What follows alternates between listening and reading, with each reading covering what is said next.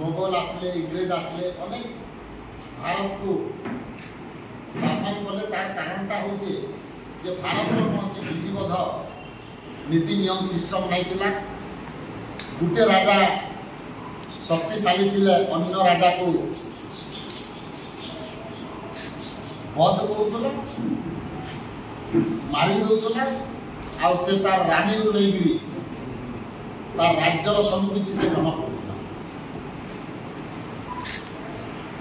आम 1950 के आसमु 1950 रे डॉक्टर बी.आर. अम्बेडकर भारत संविधान प्रस्तुत कले राजतंत्र व्यवस्था को पूरा समाप्त कले लोकतंत्र व्यवस्था को स्थापन कले।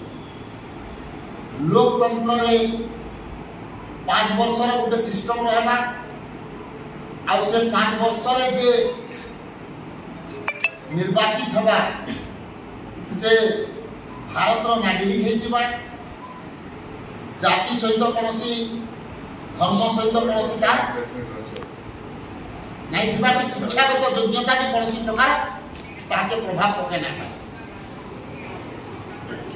1950 पर आज 2024 रे से राजतंत्र व्यवस्था का कायम अच्छे गणतंत्र नहीं हो पारे राजा छुआ राजा होची किंतु जड़े साधारण वर्गर छुआ राजा हवा लगी जो चेष्टा करुचे तार संख्या गरिष्ठता दिले से ही ना पारबा तार कारणटा सचेतनता अभाव अच्छे। और प्रथम